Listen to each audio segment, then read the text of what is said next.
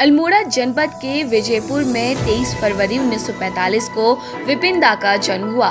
उनके पिताजी मथुरा दत्त मुक्तेश्वर में डाक विभाग में काम करते थे। बहुत कम उम्र में ही वे सामाजिक सरोकारों से जुड़ गए थे। वे सामाजिक, सांस्कृतिक और राजनीतिक सभी तरह की गतिविधियों में दिलचस्पी लेते।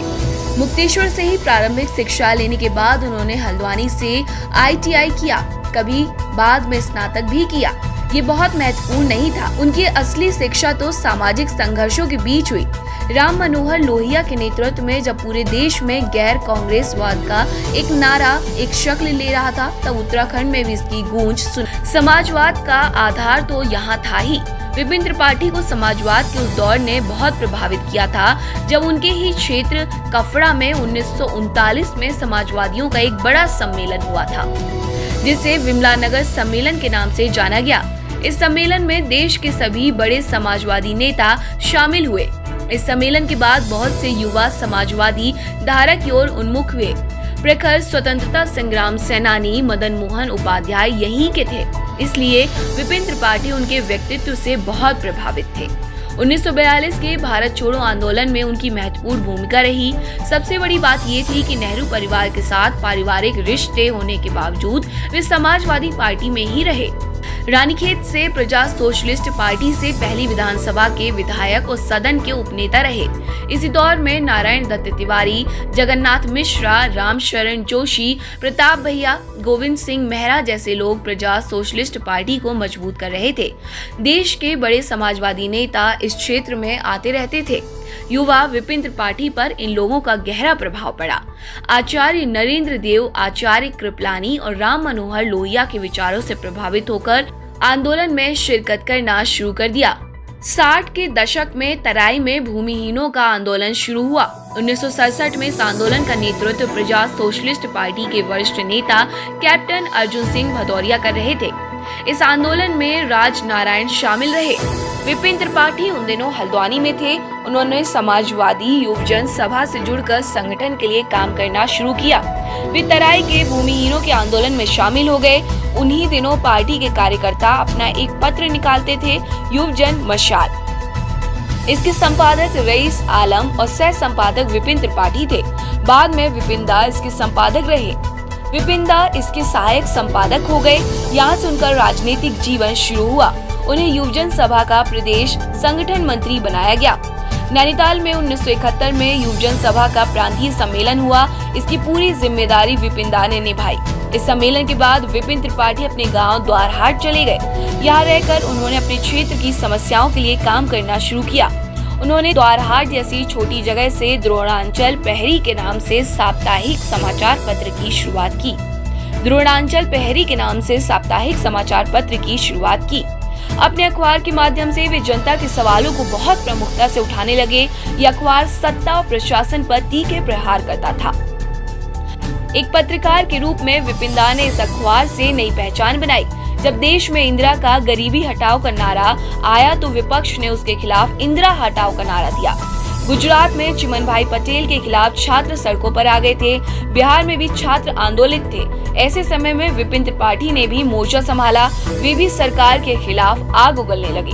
उन्होंने द्वारहाट में जॉर्ज फर्नांडिस, मधु लिमे और मधु दंडवते को बुलाया।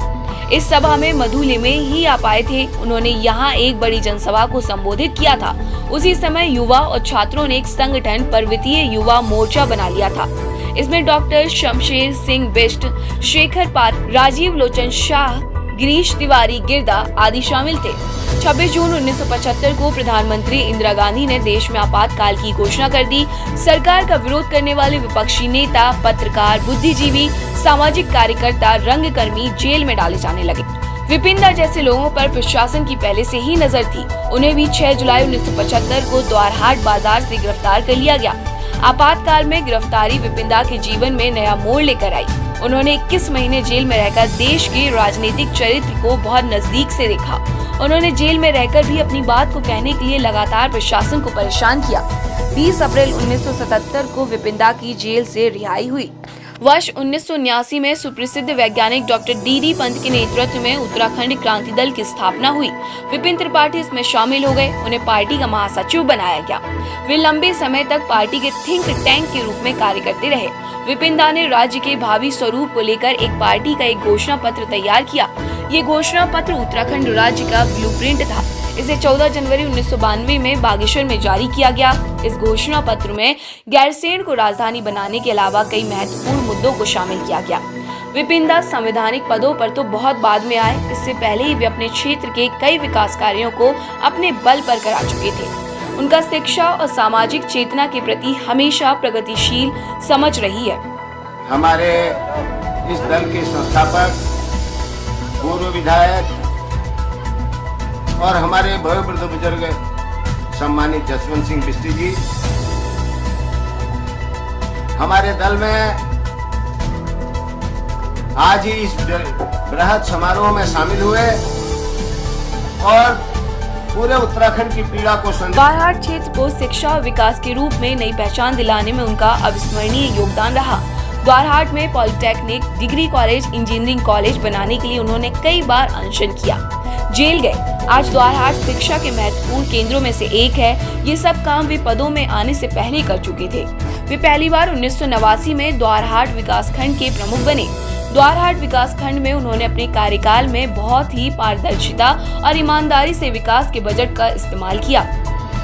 उनके समय में द्वारहाट में लोगों ने डेयरी उद्योग, फलोत्पादन, सब्जी उत्पादन जैसे क्षेत्रों को अपनाया।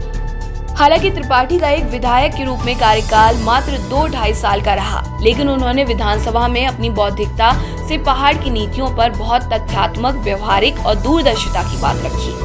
अपने क्षेत्र के विकास के साथ वे पूरे राज्य के लिए जनपक्षीय नीतियों के लिए अंतिम समय तक लड़ते रहे। राजधानी, परिसीमन, परिसंपत्तियों, विकल्पधारियों के सवाल को जितनी प्रखरता से उन्होंने विधानसभा और उसके बाहर उठाया, वो उनकी राजनीतिक उत्तराखंड क्रांति दल के अध्यक्ष के रूप में उन्होंने पार्टी को सैद्धांतिक और संगठनात्मक दोनों तरह से मजबूत बनाने का काम किया। विपिन त्रिपाठी को याद करने का मतलब इतिहास के एक समय को याद करना है। आंदोलनों के एक दौर के प्रतिनिधि रहे विपिन त्रिपाठी और आंदोलन एक दूसरे के पर्याय थे।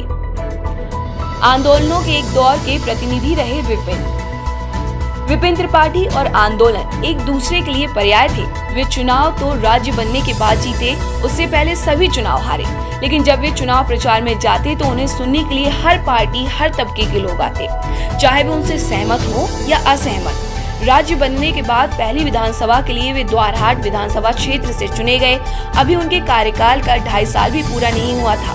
30 अगस्त 2004 को हृदय गति रुक जाने से उनका देहावसान हो गया और उत्तराखंड ने एक ऐसे नेता को खो दिया जिसकी भरपाई करना मुश्किल है। प्रतिपक्ष संवाद विपिन त्रिपाठी को सत नमन करता है। प्रतिपक्ष संवाद के लिए मीनाक्षी रजत।